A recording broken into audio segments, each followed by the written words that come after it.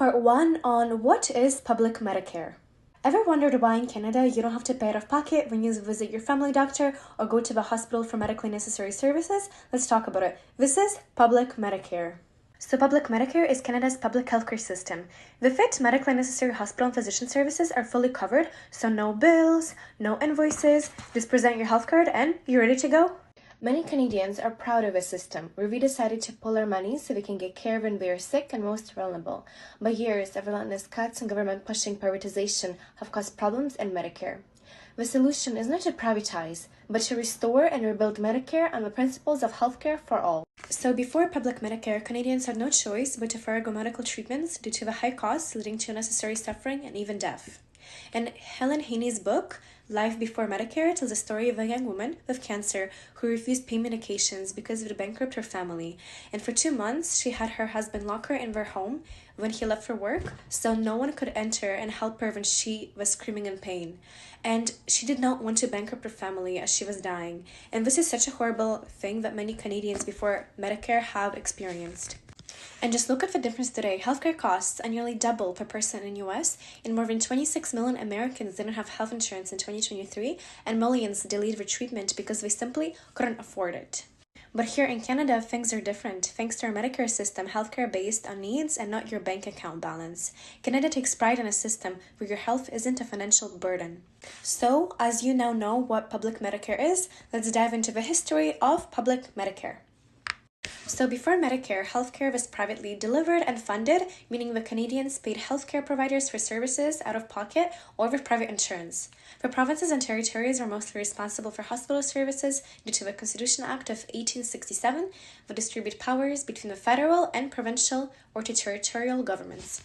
A public hospital insurance plan was first implemented in Canada in 1947 thanks to Tommy Douglas, the Premier of Saskatchewan. Douglas introduced the hospital insurance plan in Saskatchewan, allowing people to access inpatient hospital care without financial barriers. And by 1954, 810,000 people in Saskatchewan were covered, and the province had the most hospital beds per person in Canada. So seeing the success of Saskatchewan, the federal government stepped in, and in 1957 they started covering half of costs of hospital insurance plans across Canada. This meant more provinces and territories could start offering hospital services without billing patients. And in 1962, Saskatchewan launched a universal provincial medical insurance plan that covered not only hospital services, but doctor services and clinics outside of hospitals too.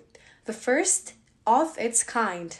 In 1966, the federal government passed the Medical Care Act to cover half of the cost of medical insurance plans across Canada. A huge step.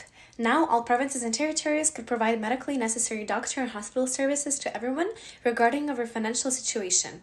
This set the stage for today's public Medicare.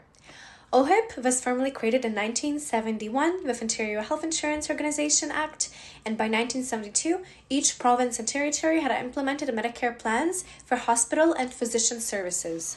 Then, in 1984, the Canada Health Act was introduced in response to doctor extra billing patients, which is charging them extra user fees on top of public Medicare or OHIP, and the Act has 5 principles for public health care: universality, accessibility, portability, comprehensiveness, and public administration. These principles ensure that no matter where you live or what your income is, you get medically necessary hospital and physician care you need. And also, the provinces and territories must follow the Act and, in other words, stop unlawful extra billing and user fees to receive full federal funding. Thanks for tuning in. That wraps part 1 on how public Medicare changed healthcare in Canada, and stay tuned for part 2, where we'll dive deeper in the recent history of Medicare, and don't forget to like, share, and follow for more insights. Thank you.